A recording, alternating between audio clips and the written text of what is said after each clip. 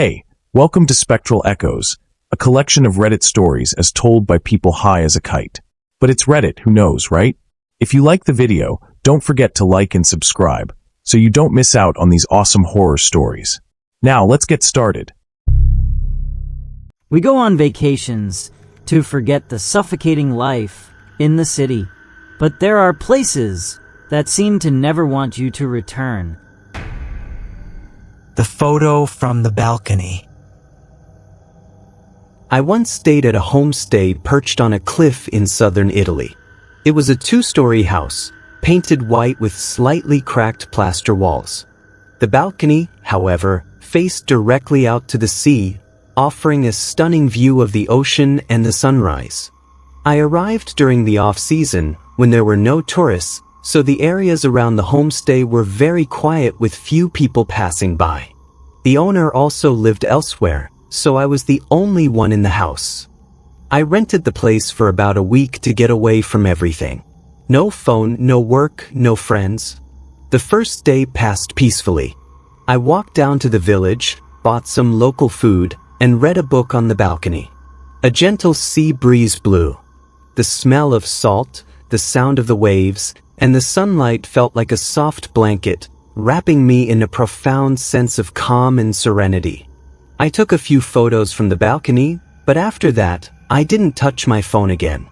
I wanted to completely disconnect. That evening, I went to bed quite early. But in the middle of the night, I woke up with a strange feeling and a racing heart. It wasn't fear, but a sense of unease, maybe because I was in an unfamiliar place. I realized I had just had a dream. I couldn't remember the details because it was hazy, but the feeling lingered. The feeling that I was standing outside on the balcony. I don't know why, but in the dream, I saw myself standing outside the glass door, looking in and watching myself sleeping on the bed. I sat up for a moment to let my heartbeat calm down. It was around 2 a.m. There was no sound but the wind, the waves, and the gentle rustle of the curtains. I checked the balcony door. It was still locked. My phone was on the table, charging. Everything was completely normal. I didn't think much of it. It was just a dream, so I went back to sleep. The next morning, when I picked up my phone to check the time, I saw that the camera app was open. Not the rear camera, but the front-facing one. I saw my face reflected on the screen, with the balcony behind me. I assumed I had accidentally pressed the button while swiping the screen. But when I checked my photo album, a strange picture had appeared in the most recent folder. The photo was taken from outside the balcony, looking into the room, exactly the same perspective I had seen in my dream. The photo wasn't very clear, just my room, a single bed, white curtains, and the faint bluish light from the nightstand lamp in the corner. There was no person in the photo, and I wasn't lying on the bed like in my dream last night. But what made me uneasy was that everything in the photo matched the moment of my dream perfectly. The light in the room, the curtain blown to one side by the wind, and the location of my phone on the table. I looked at it again, trying to find something out of place, but no. Everything was so normal that it felt completely abnormal. I thought maybe I was sleepwalking, because I had read somewhere that some people can use their phones while sleepwalking without remembering. Unlocking the phone, opening apps, even sending texts. Maybe I was one of them, and last night I went out onto the balcony, took my phone, and snapped the picture. Or maybe the photo was taken the afternoon before, when I tried to take a selfie and accidentally saved it. No, I distinctly remember not using the front-facing camera, and besides, the light in the photo was nighttime light. The curtains had been drawn. The light in the room was clearly from the nightstand lamp, not daylight. I put the phone away, didn't delete the photo, and just left it there because, well, it was kind of beautiful. I didn't tell anyone about this. To be honest, I wasn't sure if there was anything worth telling. It could have just been a coincidence. The dream could have reflected some subconscious anxiety. The photo could have been the result of sleepwalking. Or maybe I simply forgot I took it. It's just that I didn't think I had gone out onto the balcony at night. I had locked the glass door, and the cold from outside couldn't get in. The sound of the sea winds seemed far away because the curtains were closed. If I really had opened the door, gone outside, stood there, and taken a picture, surely I would have remembered something? The following nights, I didn't have any more strange dreams. I still didn't sleep well, but I no longer had the feeling that someone was watching me from outside. I continued my vacation as usual, reading books, sitting on the balcony, walking along the cliff, and taking some sunset photos. But I didn't take any more pictures with the front-facing camera. It's been a few years now. I've changed phones and deleted hundreds of other photos. But I still have that one. Not because I think it's special, I don't know why. Maybe because every time I look at it, I see that it's too normal to be scary, yet too perfect to be a coincidence. The photo is proof of something that I myself don't believe I went through. I don't think there was anything on the balcony that night. I don't think anyone else was with me in that homestay, and I'm not even sure I was sleepwalking. But sometimes, when I open my old photo album, scroll to the very bottom, and look at that picture again, I see something even stranger. Why was I standing at that exact angle? Why was it that exact position, that exact frame, that exact moment? And if I don't remember taking the picture, who chose that frame? The one who came back from the woods. My family once went on a camping trip in a wooded area in southern Germany. It was summer, the weather was beautiful, and the area was quite popular with European tourists, but still very quiet. There were many low forests, small lakes, and wide grassy fields for kids to play in. My younger brother was about 8 years old at the time. He was very mischievous, hyperactive, and always kicking his soccer ball everywhere. So on our first day, the first thing he did was run down to a grassy field right at the edge of the forest to play. I sat nearby, reading a book, glancing up to keep an eye on him every now and then. About 30 minutes later, I heard his voice echoing that his ball had gone into the woods. I didn't respond right away, thinking he would just go get it and come back out. But then he didn't return. After a little while longer, I started to worry. I stood up, called his name a few times, but heard nothing. I walked towards the edge of the woods, calling and listening. It was nearly 20 minutes later that he finally ran out from the inside. He wasn't dirty, wasn't hurt, and didn't seem scared or lost. He looked completely normal. I asked, "Were you lost? What took you so long?" He replied, "I found the ball, but it was stuck under a bush, so I was trying to pull it out." He then held up the ball for me to see. It was his same old ball with a scratch on one side, just like always. At the time, I didn't think much of it. I was just a little surprised that he didn't seem flustered or tired despite running into the woods alone. We went back to the tent with our parents, and everything continued as normal. But a few hours later, I started to feel that something was a little off. He still talked to me, but there was something about the way he spoke that felt a little unnatural, and sometimes he would call people by the wrong name. His voice was still his, but the tone and rhythm were a little slower, as if he were imitating and trying to match our family's rhythm. He also stared at me longer than usual, and there was something different in his eyes that I couldn't quite describe. At dinner, we all sat around the campfire. He ate normally, but I noticed he didn't eat his favorite food. He always loved grilled sausage on a bun with spicy sauce, but that night he only ate the plain bread. When I offered him the sauce, he just shook his head.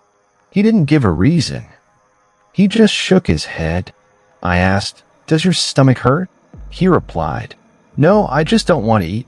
Then he turned away. My parents didn't notice anything different. They even complimented him on how well behaved he was that day, less rowdy than usual. But I started to pay attention to every little gesture. Normally, when he went to sleep, he would curl up in his blanket like a little worm. But that night, he lay perfectly straight, his eyes open, staring at the ceiling until I turned off the light. That night, I couldn't sleep. Not because I was scared. It was because I just felt that something wasn't right. The second night, I really started to lose sleep. I don't know why. I lay there, staring at the tent roof. There were no unusual sounds, but my mind kept replaying that afternoon. The way he had called my name when he came out of the woods. It sounded like him, but it was a little dry without any emotion. On the third night, I had a very strange dream. I saw myself standing in the middle of the forest. It was very dark, but I could still see everything around me. I was looking for something, then I heard someone calling from a distance. I followed the sound, stepping through the bushes, and came to a small clearing. There were 2 children there. Both of them were my brother. They stood side by side identical, wearing the exact same clothes. But one stood still, eyes wide, saying nothing. The other was smiling, a very slight smirk on its lips, but its eyes weren't smiling. I couldn't hear any sound, I just saw that image. 2 identical children standing in the middle of the forest, one silent, one smiling. I woke up with a start, my body cold and my forehead covered in sweat. I looked to my left and saw my brother sitting at the tent flap, his back slightly hunched, staring straight at me. He wasn't blinking. He asked, "Did you have a scary dream? You look startled." It was a very normal question. But in that moment, I didn't know if he was asking out of concern or because he knew what I had just dreamed. I didn't answer. I just shook my head, turned away, and pretended to go back to sleep. The next morning, I woke up late. My brother was already outside playing. Everything was normal again. But from that day on, I started keeping my distance. I didn't tell anyone about the dream, nor did I mention him sitting at the tent flap. I wasn't sure if he remembered. Maybe he had just woken up, sat for a bit, saw me startle awake, and asked. It's also possible I wasn't fully awake at the time and just imagined him sitting there, watching me. But that look in his eyes, that posture, that question, they are still very clear in my mind, even now. The camping trip ended after 4 days. We returned to the city, and everything went back to normal. My brother also returned to being his usual lively self. Though sometimes when I watch him play, I still pay attention to see if he's doing the old habits he used to, like chewing on his sleeve or whistling when he walks. A few things were still missing, but I'm not sure what. He just wasn't quite the same. Not completely my brother. Maybe I was overthinking things, stressed from school like my parents said. But I had never dreamed of my brother as 2 people before. And I had never seen a look in anyone's eyes that startled me so much in my life. I can't say for sure what happened in the forest that day. I also can't say that the brother sitting next to me in that tent wasn't really my brother. I just remember that after the dream that night, I looked at him for a very long time, and ever since then, I've never gone camping near a forest again. The moment in the mirror. That summer, a group of close friends and I rented an old villa in the French countryside, near a small village with vast cornfields and winding cobblestone roads. The villa was secluded, with no other houses nearby, so the space was very quiet. It had thick walls, high ceilings, and many rooms with old but beautiful wooden furniture. In the basement storage, we discovered a large mirror. It was an antique mirror with an ornate, carved wooden frame that had turned a darker color over time. Parts of the glass were stained and foggy, but overall, it was still very beautiful and suited the living room space. So we decided to pull it upstairs and place it in the corner near the window, where we could occasionally take photos. To be honest, at the time, I thought it was a perfect decorative touch. In the afternoon, the sunlight would hit it and reflect a soft, warm yellow glow. At first, everything was normal. But just a few days later, I started to feel a bit uneasy every time I walked past that mirror. I'm not sure if it was the weather or just being tired from having so much fun, but I started to feel exhausted and had trouble sleeping deeply. My body always felt a little cold, and I would often wake up with a start in the middle of the night. But what bothered me more was the feeling of being watched. It wasn't enough to make me panic. It was just a feeling that every time I turned my head, someone had just left from behind me, as if a pair of eyes had just retracted somewhere. I didn't tell anyone about it, because it was too vague to even explain. One afternoon, I went down to the living room to get something and passed by the mirror. As I walked by, out of the corner of my eye, I caught a glimpse of my reflection. But something was wrong. I didn't stop immediately. I took a few more steps before I came to a halt. I turned back and looked straight into the mirror. It was just me, looking normal, wearing a white shirt, my hair tied up, and my face a little tired, nothing strange. But in that split second before, I had seen my reflection standing still. It wasn't walking or turning its head, even though I clearly was. I looked closely at the mirror, thinking maybe it was distorted because it was old, or that some light refraction had created a misleading illusion. That afternoon, I told my roommate about the strange reflection. He just laughed and said, "You're overthinking it. The mirror's old and foggy. It's normal for weird reflections to get distorted." I figured he was right, so I didn't dwell on it anymore. That night, we were making a fun video for our Instagram stories in the living room. Each of us filmed a few clips, including some of us running back and forth between rooms. I don't remember the exact content, as it was just a bunch of random, nonsensical bits.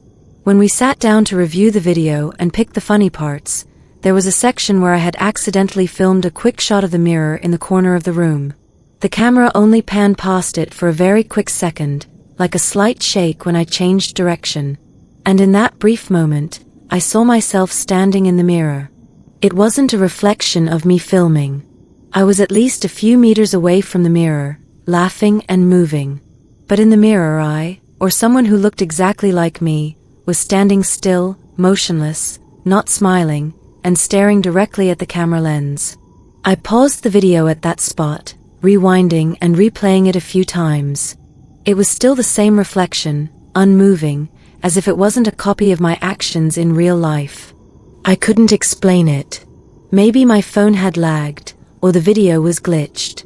Or maybe the lighting and the old stained mirror created a residual image that lingered for a few frames. I decided to delete the video. Not because I was scared, but because I didn't want to look at it again. I also didn't tell anyone about it. I just didn't feel it was necessary. It could have just been a minor glitch during filming. Some random thing that caused the image in the mirror to not match my movements outside of it. From that day on, every time I walked past a large mirror, I would get a slight chill. Not exactly fear, but it was like a small part of me was always wondering, what if, at some point, the person in the mirror doesn't do what I'm doing?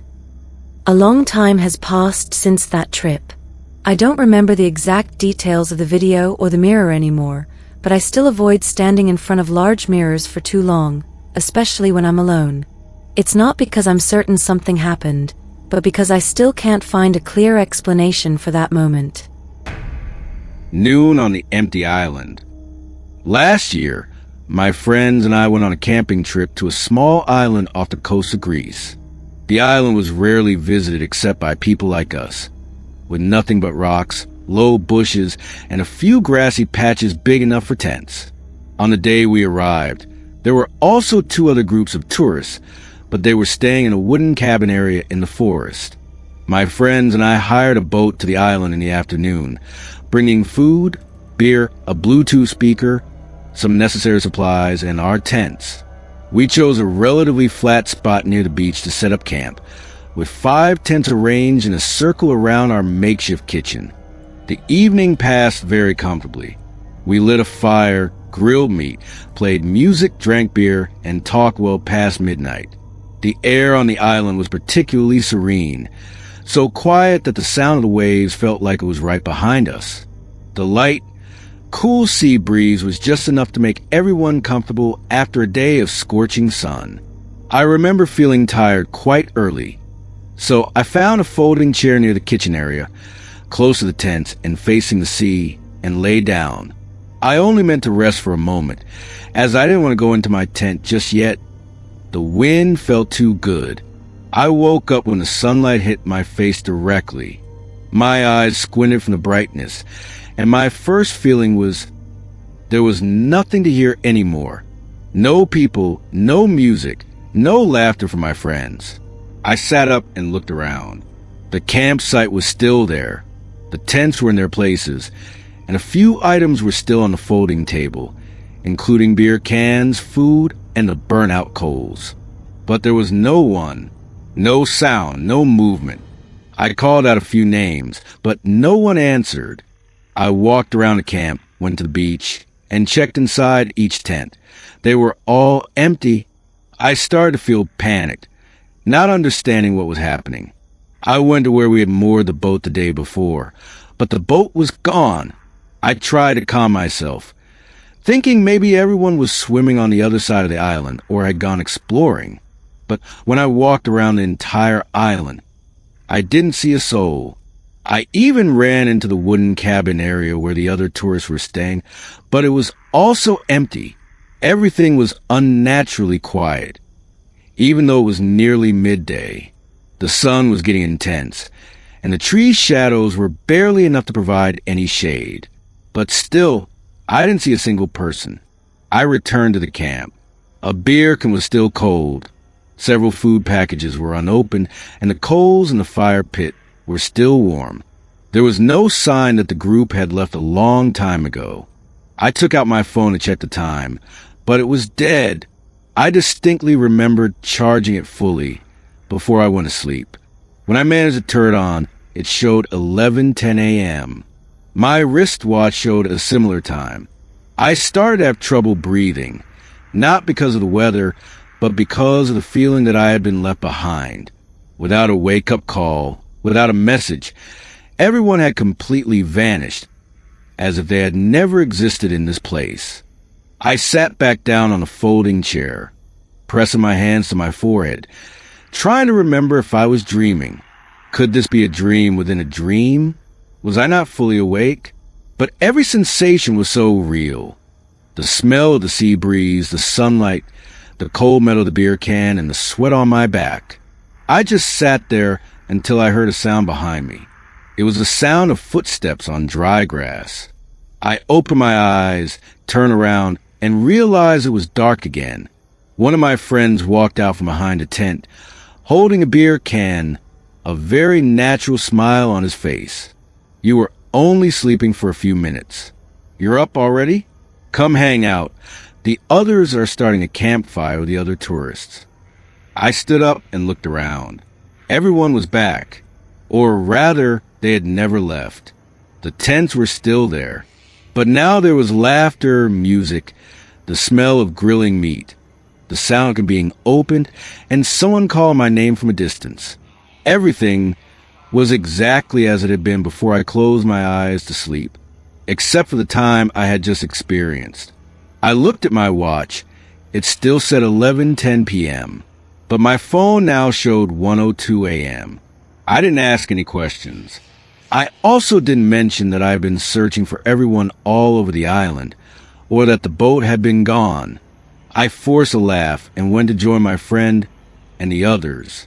I ate a few bites, but the feeling of emptiness remained. I didn't sit on that chair again, didn't step out of the light of the fire, and I didn't sleep outdoors for the rest of the trip. Later on, I told this story a few times. My friend just laughed and said I must have been in a deep sleep and dreaming. Maybe that's true. Maybe the beer made me dizzy. Or maybe I fell into some kind of sleepwalking state that my memory didn't record. But that feeling, that moment of waking up at noon with no one around and the world becoming unnaturally silent, I still remember it clearly. And the thing that chills me the most isn't when they disappeared, but when they came back. It was as if time had been altered, as if there was a gap in reality that I had accidentally fallen through. The red armchair. The wooden cabin near a lake in the lonely Scottish Highlands was so beautiful it looked like it belonged in a painting, not in real life. I arrived in late autumn, when the air was getting colder and the rain was more frequent. My initial intention was to escape the city to rest and write, so I chose a truly isolated place with no stable phone signal and no one around. The house was simple, with warm, tan walls, wooden floors, and minimalist, neat, and cozy furniture. But one item caught my attention the moment I stepped inside. a red velvet armchair placed right by the large window, looking straight out at the lake. It was completely out of place with the rest of the room. Too classic, too striking, too much of a personality compared to the muted, cozy space around it. I wasn't sure why it was there. It felt like it didn't belong. Still, I had no reason to move it or complain. I just didn't sit in it because I felt it wasn't my spot. It was as if it belonged to someone else and I should leave it be. Each day, I woke up early, walked by the lake, cooked simple meals, and spent most of my time writing. I set up my desk opposite the window, far away from the red chair. In the evenings, I read, listened to music, and went to bed quite early. But almost every night, I would wake up once or twice. No strange dreams, no nightmares. I would simply wake up with the feeling that I wasn't comfortable there, even though I had paid for the place in full. It was completely out of place with the rest of the room. Too classic, too striking, too much of a personality compared to the muted, cozy space around it. I wasn't sure why it was there. It felt like it didn't belong. Still, I had no reason to move it or complain. I just didn't sit in it because I felt it wasn't my spot. It was as if it belonged to someone else and I should leave it be. Each day, I woke up early, walked by the lake, cooked simple meals, and spent most of my time writing. I set up my desk opposite the window, far away from the red chair. In the evenings, I read, listened to music, and went to bed quite early. But almost every night, I would wake up once or twice. No strange dreams, no nightmares. I would simply wake up with the feeling that I wasn't comfortable there, even though I had paid for the place in full. I started to feel unsure about my own memory. One morning, I opened up the photos I had taken of the room when I first arrived, some of which I had sent to friends via text. I scrolled through them, trying to find the red chair, but it was completely absent. In all the photos taken near the window, where it should have been clearly visible in the frame, it wasn't there. I tried to reassure myself, thinking maybe I hadn't captured it correctly, or the angle was too narrow. But I remembered standing directly in front of the window at one point. To be sure, I went back to the rental house and asked for permission to take a picture from that exact spot, making sure the chair was right in the middle of the frame this time. But when I looked at the picture, the thing that made me uncomfortable wasn't that it had disappeared, but that it was strangely out of focus, as if light didn't quite touch it. It looked like a reflection, not something that truly existed in the same space as the rest of the room. Before locking the door, I took one last look back. The red chair was still by the window, slightly tilted, with the morning light creating a blurry, indistinct dark patch on the velvet fabric. I gave a slight nod and walked out, not sure if it was out of politeness or something else. Now, when I open my old photos, I still have a habit of checking each frame, trying to find an image of that chair again. And every time I don't see it, I feel a very specific kind of unease. Because if I remember it so clearly, if I sat less than a meter away from it, if I moved it and touched it, then why couldn't I take a normal picture of it? And if someone really did sit there before me, leaving a handkerchief behind, why do I always feel like I should never have gone near it? If you like the video, don't forget to like and subscribe, so you don't miss out on these awesome horror stories.